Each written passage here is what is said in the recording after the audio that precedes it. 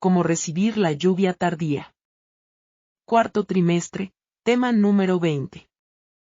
Semana 42, 27/01/2024, sábado, séptimo día de la semana.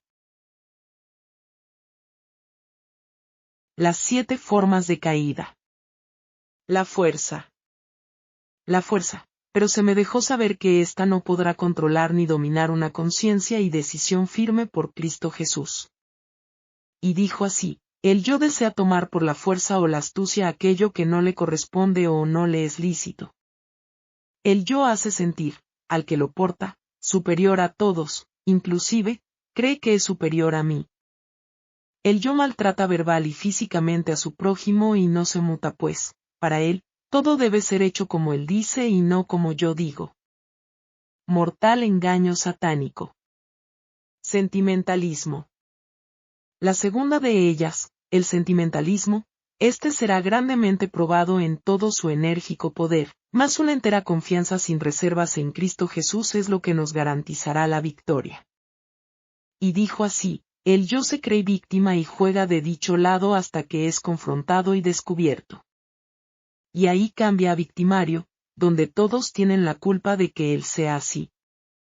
Este hechizo mortal vive en aquel, cuyo yo está florecido en él. Juego astuto del enemigo desde que se encontró en el maldad, en el cielo. Complacencia. La tercera de ellas, la complacencia, esta en pro del bien común será una amplia puerta para destrucción, mas no la debemos consentir, sino que debemos ejercer la libertad de conciencia bajo un escrito está y, así, podremos vencer.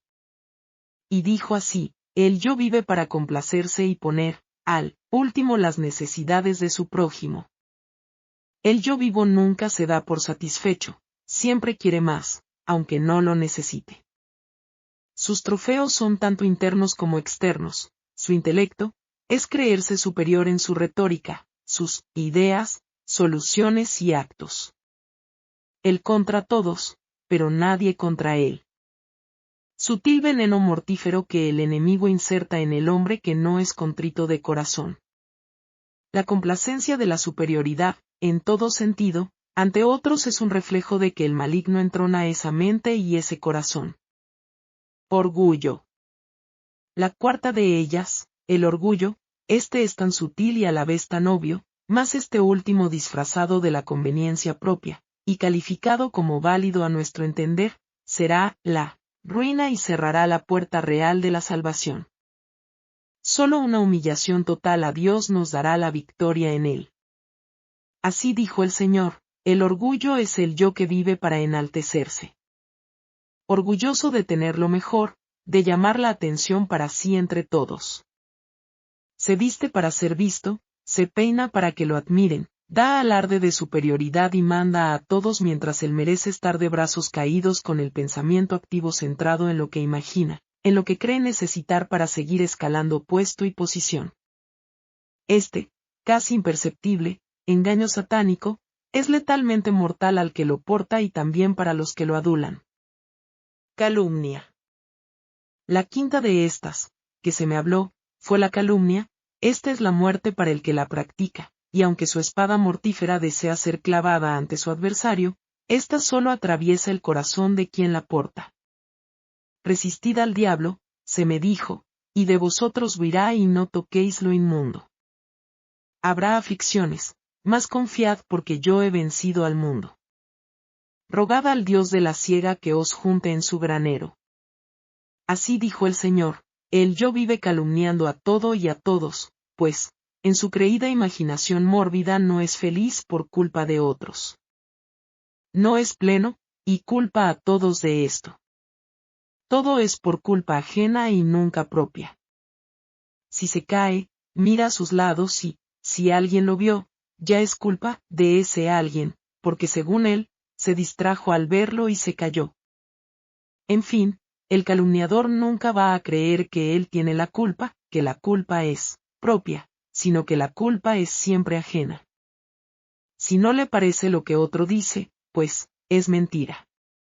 Se siente aludido por todo y por todos. Vive su vida excusando su mal proceder. La dejadez y su forma parasitaria de vivir es característica de esta persona y de esta cualidad. Dilación. La sexta de estas, de que se me habló fue la dilación, acción sutil pero una gran arma de destrucción. Esta es una forma de vida que ataca el pensar humano y lo adormece. Adormece el pensamiento y retrasa la acción del deber de cumplir, el mandato celestial. Es tan mortíferamente sutil que da la ilusión de que lo terrenal es mucho más importante que lo celestial, o sea, lo que es perecedero es más importante que lo que perdurará para siempre. Orad, orad sin cesar, ayunad y buscad el rostro de Cristo Jesús para que podáis vencer ante esta arma de la dilación. Así dijo el Señor, el yo vive por la dilación. Hoy no puedo por esto, mañana no podré por aquello. Pasado, por lo otro, en fin. Lo primordial siempre es último y las inventivas primero. En la lista de lo primordial siempre pone encima, y entre ellas, su complacencia, y nunca completa lo mandatorio. Los detalles lo complacen tanto que pospone los deberes al punto que, si fracasa, es culpa de ser tan detallista. Para su forma de dilación propia, todo debe estar como se imagina, quiere y desea para poder avanzar. Y, si esto no es así, es culpa de todos, inclusive de mí. Y, por eso, él no avanza. El yo de la dilación critica al esforzado, al que cada día, con intenso afán, lucha por completar su labor diaria. Lo tilda de extremista, fanático y abusivo. El yo de la dilación es detractor, critica a todo aquello que no va de acuerdo a su forma de ver, actuar y pensar. Esta actitud, horrendamente pecaminosa, de creer que su forma de ser es ley hacia otros, es instigación maligna de perdición. Sensualidad. La séptima, que se me dijo fue, la sensualidad. Mi pueblo pereció por falta de conocimiento. Este acto desenfrenado, con acciones ilícitas dentro del matrimonio, es puesto, aún, en primer lugar, antes del deber de cumplir, el mandato divino. A los tales digo ahora, coméis y bebéis y estáis en fiesta, pero vendrán los días en que el esposo no estará y será tiempo de ayuno y oración porque el león rugiente está alrededor de vuestras casas. Y estas han sido pedidas para ser grandemente zarandeadas, y así será hecho. Más pedid al Dios de la siega que os reserve a salvo en su granero. Sed, pues, celosos y arrepentíos porque vendrá la aflicción y, ¿quién podrá permanecer en pie? En ese momento terminaron diciéndome, Ezequiel 20. La séptima, y última, es la sensualidad. El yo de la sensualidad es vivir en el yo interno y externo constantemente. Esta carnalidad animalizada no es más que la perversión pecaminosa de aquel que deja que el enemigo de Dios y del hombre lo denigre al punto de volverlo irracional. El yo de la sensualidad vive en sus placeres mentales, buscando toda oportunidad para exteriorizarlos en su propia complacencia. Al dar rienda a esto, daña su hipotálamo y su lóbulo frontal. Su cerebelo vive adormecido, como cuando la marihuana invade el torrente sanguíneo o cuando la metadona es ingerida, introducida, al cuerpo. Tal como, el que vive peleando es adicto a la adrenalina en su sangre, el sensual es adicto a la testosterona por su descuido en la intemperancia en el dormir, comer y en todo tipo de intemperancia. El yo de la sensualidad ha llevado al ser humano a comportarse peor que los animales, pues, estos no tienen razonamiento, y el ser humano sí. Un animal se aparea con el sexo opuesto para procreación, en el tiempo señalado para esto, pero el ser humano que vive para el yo, en la sensualidad, se aparea con su mismo sexo por depravación, ya que esto viola el curso natural de la procreación. Y otros, aunque con el sexo opuesto o sea, hombre y mujer, practican actos animalizados para sentirse bien. También están en desagrado ante mí. Estos, los que practican estas perversiones, no heredarán la vida eterna. Por esta razón, el enemigo de las almas los animaliza, para que así, en este estado de éxtasis carnal, ninguna espiritualidad pueda prevalecer y, así, crear en éste la muerte eterna.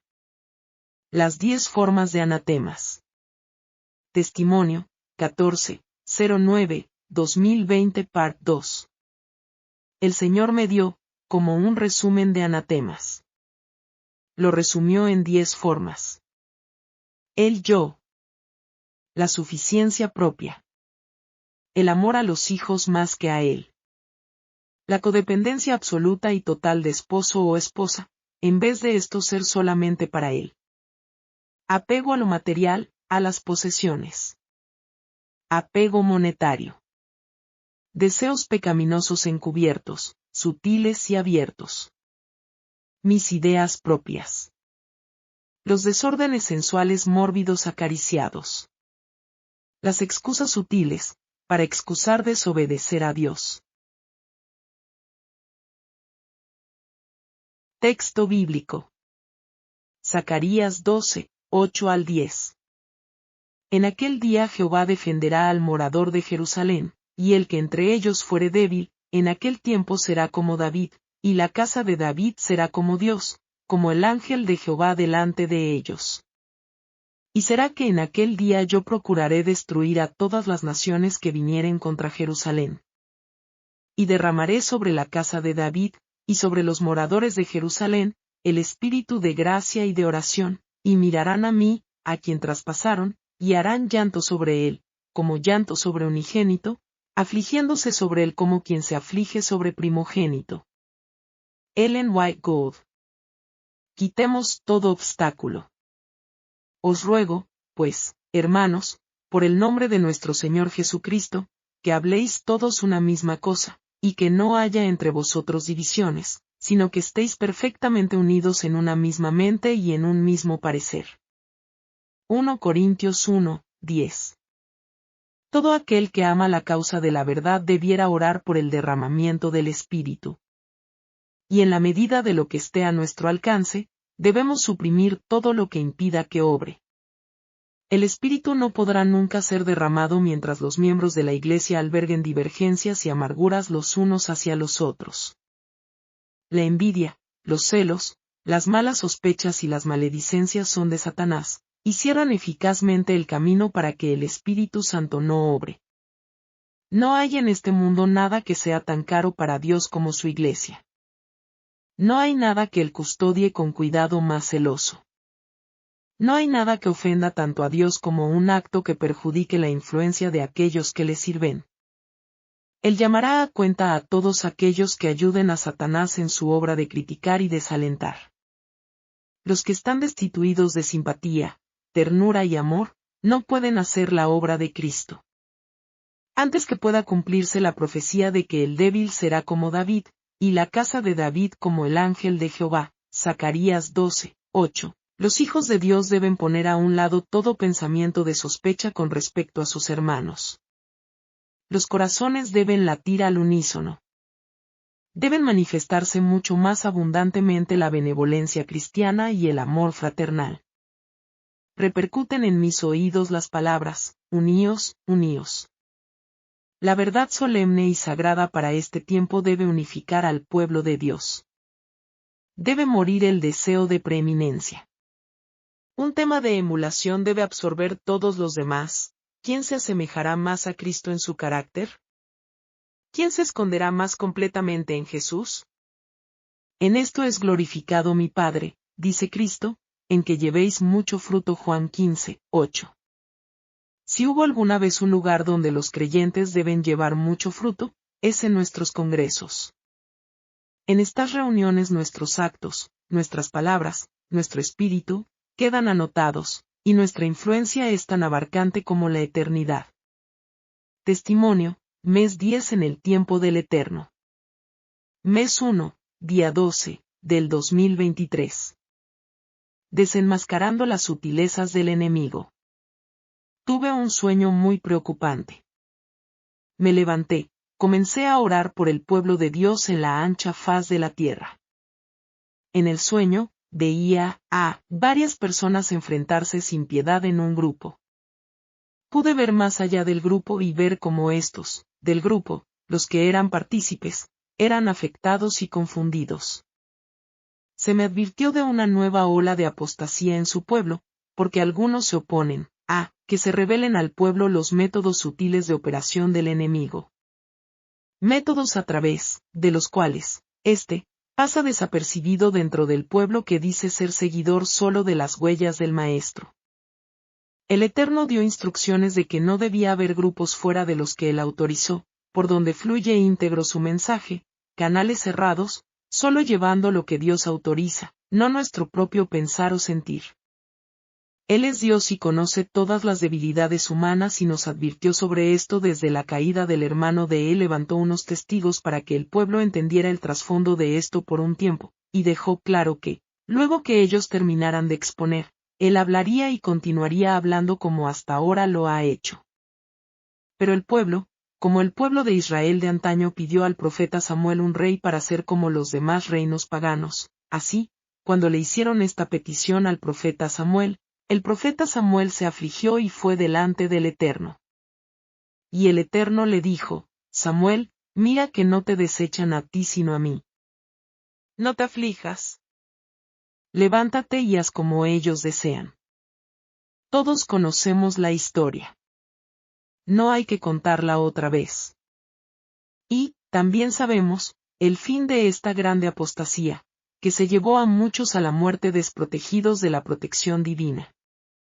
Si el pueblo no mira hacia atrás y aprende, caerá vez tras vez en los mismos errores. Se me ha dejado, también, saber que muchos siguen sus propios caminos por costumbre, y más aún, por remuneración. Y el Eterno está pasando revisión sobre esto. Y, ciertamente, Él tomará acción sobre esto. El enemigo está siendo venerado cuando, en nuestras vidas, por intereses, o costumbres, o deseos no acatamos un así dice Jehová. Y muchos caerán en sus garras creyendo servir a Dios, como fue el caso de Judas, Coré, Datán y Abiram, y otros. Otros que están allí, en la palabra, como ejemplo, para que aprendamos. Hay Caifases en el pueblo de Dios, y Dios lo sabe y lo ha visto. Se me ha dejado saber que luchan más por poder que por Dios. Mas esto es muy, muy sutil. Al punto de que pasa imperceptiblemente ante muchos. Muchos del pueblo no se estácian en lo que Dios da para su conocimiento espiritual, sino que leyendo y viéndolo superficialmente van corriendo a otras corrientes para, según ellos, satisfacer su sed. Y esto es un grave error, que a muchos les costará su salvación. No se puede luchar con Dios y salir victorioso. ¿Acaso el Eterno no da suficiente para que vuestras avenidas estén ocupadas en sus palabras? Oh, amados hermanos, roguemos ante Dios porque un grande e inesperado zarandeo se producirá en nuestras filas. Porque así lo ha dejado saber el Eterno. 1 de 5 caerán. Mas al término de esto, al finalizar esto, las filas se volverán a engrosar. El Eterno nos ha advertido de los hombres de renombre, varias veces, y muchos del pueblo no escuchan. Y esto será tristemente, su fin.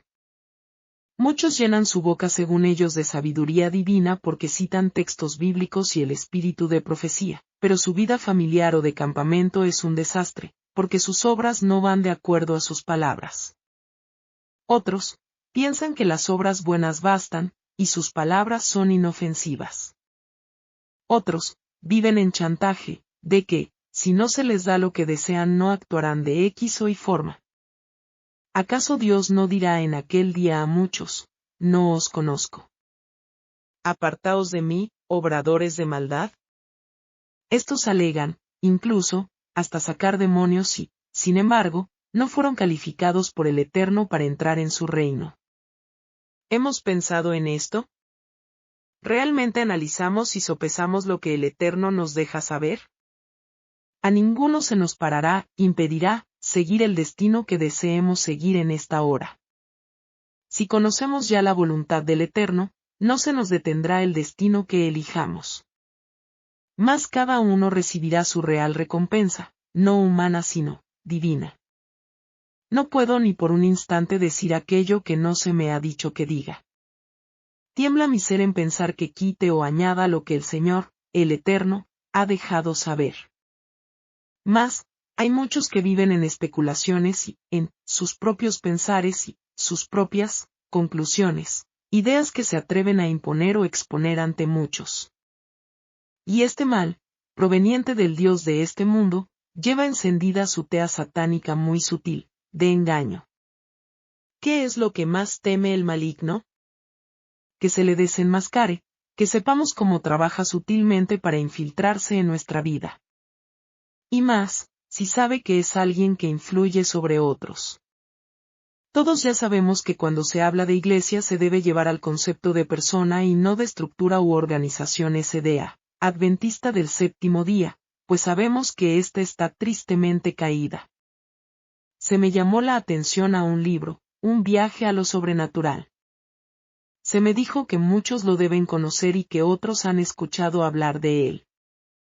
Allí, se me ha dejado saber que, está el meollo, porque, muchos cristianos, el enemigo tiene potestad sobre ellos y su casa. Y el enemigo lo sabe y ha hecho que muchos se levanten contra este testimonio de este hombre que comparte allí su experiencia de cómo fue liberado de la muerte segura a manos del destructor de las almas.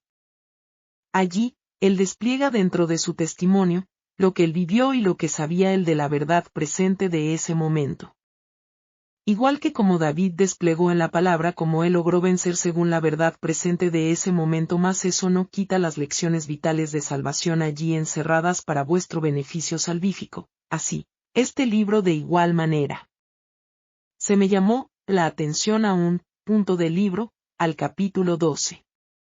En allí, sale desplegado lo que el pastor de aquella iglesia entendía en ese momento.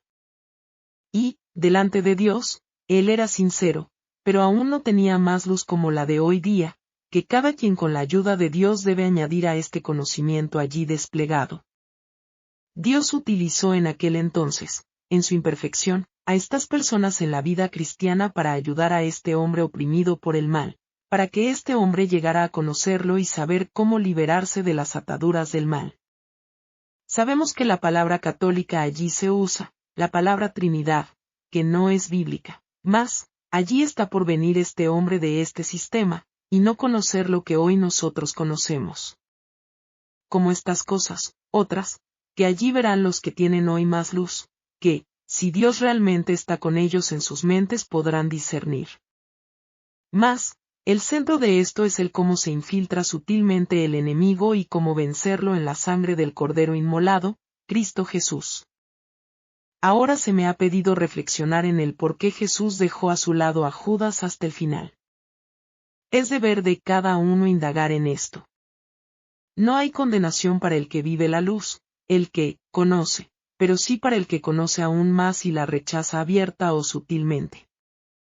El Eterno ha llamado la atención a este libro y es mi deber ante él, pasarlo al pueblo.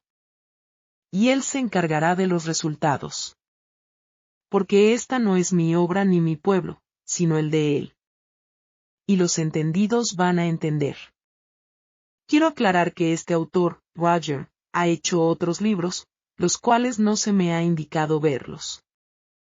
Solo sigo cada paso que el Eterno me da y solo así puedo estar segura y así, de igual manera, aconsejo a la Grey que lo haga en esta hora. Que el Eterno nos proteja y bendiga, es mi ruego y oración. Amén. Libro, Historia de los Patriarcas y Profetas. Capítulo 34. Los 12 espía.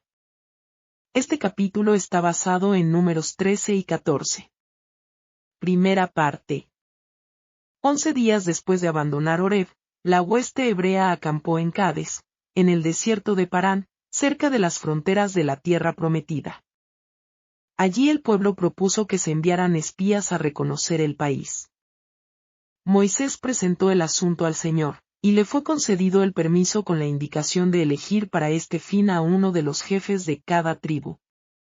Los hombres fueron elegidos según lo ordenado, y Moisés los mandó a ver el país, cómo era y cuáles eran su situación y ventajas naturales, qué pueblos moraban allí, si eran fuertes o débiles, muchos o pocos, y asimismo que observaran la clase de tierra y su productividad, y que trajeran frutos de ella. Fueron pues y, entrando por la frontera meridional, fueron hacia el extremo septentrional, y reconocieron toda la tierra. Regresaron después de una ausencia de 40 días.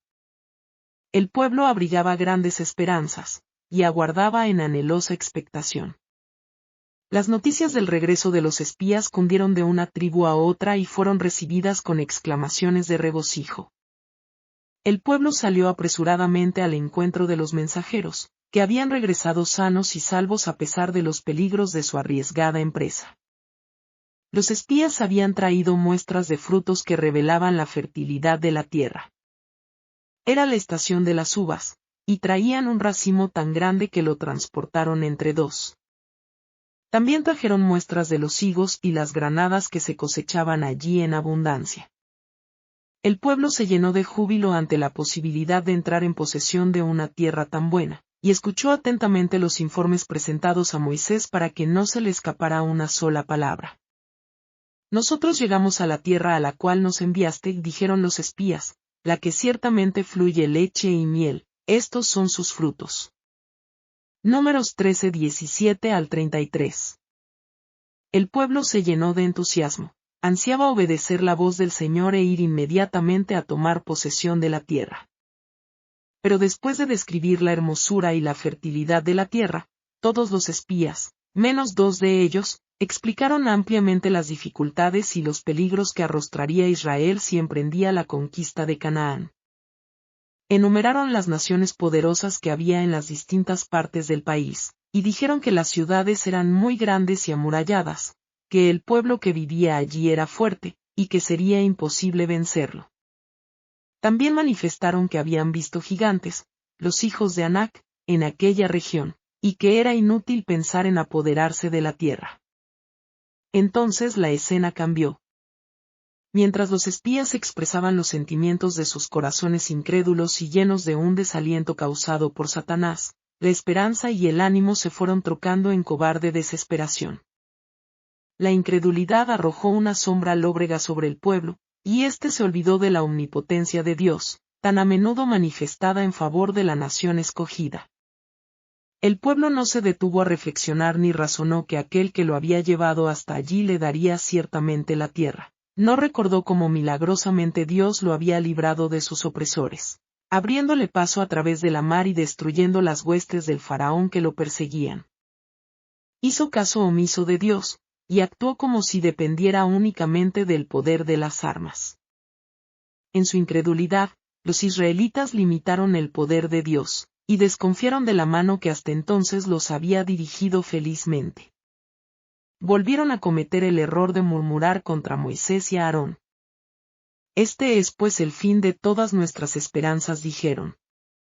Esta es la tierra por cuya posesión hicimos el largo viaje desde Egipto. Acusaron a sus jefes de engañar al pueblo y de atraer tribulación sobre Israel. El pueblo estaba desilusionado y desesperado. Se elevó un llanto de angustia que se entremezcló con el confuso murmullo de las voces. Caleb comprendió la situación, y lleno de audacia para defender la palabra de Dios, hizo cuanto pudo para contrarrestar la influencia maléfica de sus infieles compañeros.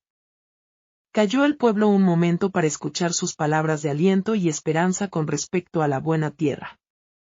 No contradijo lo que ya se había dicho, las murallas eran altas, y los cananeos eran fuertes. Pero Dios había prometido la tierra a Israel. Subamos luego, y tomemos posesión de ella, y insistió Caleb, porque más podremos nosotros que ellos. Pero los 10, interrumpiéndolo, pintaron los obstáculos con colores aún más sombríos que antes.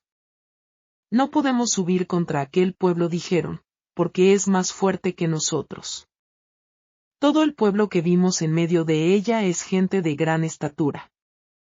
También vimos allí gigantes, hijos de Anac, raza de los gigantes. Nosotros éramos, a nuestro parecer, como langostas, y así les parecíamos a ellos. Estos hombres, habiéndose iniciado en una conducta errónea, se opusieron tercamente a Caleb y Josué, así como a Moisés y a Dios mismo. Cada paso que daban hacia adelante los volvía más obstinados. Estaban decididos a desalentar todos los esfuerzos tendientes a obtener la posesión de Canaán. Tergiversaron la verdad para apoyar su funesta influencia. La tierra que recorrimos y exploramos es tierra que traga a sus habitantes, manifestaron. No solo era este un mal informe, sino que era una mentira y una inconsecuencia. Los espías habían declarado la tierra fructífera y próspera, todo lo cual habría sido imposible si el clima fuera tan malsano que se pudiera decir de la tierra que se tragaba a sus habitantes. Pero cuando los hombres entregan su corazón a la incredulidad, se colocan bajo el dominio de Satanás, y nadie puede decir hasta dónde los llevará. Entonces toda la congregación gritó y dio voces, y el pueblo lloró aquella noche. A esto siguió pronto la rebelión abierta y el amotinamiento, porque Satanás ejercía absoluto dominio, y el pueblo parecía estar privado de razón. Maldijeron a Moisés y a Aarón, olvidando que Dios oía sus inicuos discursos, y que, envuelto en la columna de nube, el ángel de su presencia era testigo de su terrible explosión de ira. Con amargura clamaron: ojalá hubiéramos muerto en la tierra de Egipto. Ojalá muriéramos en este desierto. Luego sus sentimientos se exacerbaron contra Dios. ¿Por qué nos trae Jehová a esta tierra para morir a espada, y para que nuestras mujeres y nuestros niños se conviertan en botín de guerra? ¿No nos sería mejor regresar a Egipto? Y se decían unos a otros: designemos un capitán y volvamos a Egipto. En esa forma no solo acusaron a Moisés, sino también a Dios mismo, de haberlos engañado, al prometerles una tierra que ellos no podían poseer. Y llegaron hasta el punto de nombrar un capitán que los llevara de vuelta a la tierra de su sufrimiento y esclavitud, de la cual habían sido liberados por el brazo poderoso del Omnipotente. En humillación y angustia, Moisés y Aarón se postraron sobre sus rostros delante de toda la multitud de la congregación de los hijos de Israel, sin saber qué hacer para desviarlos de su apasionado e impetuoso propósito. Caleb y Josué trataron de apaciguar a la multitud tumultuosa. Rasgando sus vestiduras en señal de dolor e indignación, se precipitaron entre la gente y sus voces enérgicas se oyeron por sobre la tempestad de lamentaciones y rebelde pesar. La tierra que recorrimos y exploramos es tierra muy buena. Si Jehová se agrada de nosotros, Él nos llevará a esta tierra y nos la entregará, es una tierra que fluye leche y miel. Por tanto, no seáis rebeldes contra Jehová ni temáis al pueblo de esta tierra, pues vosotros los comeréis como pan. Su amparo se ha apartado de ellos y Jehová está con nosotros, no los temáis. Los cananeos habían colmado la medida de su iniquidad, y el Señor ya no podía tolerarlos. Ahora que se les había retirado su protección, iban a resultar una presa fácil. El pacto de Dios había prometido la tierra a Israel.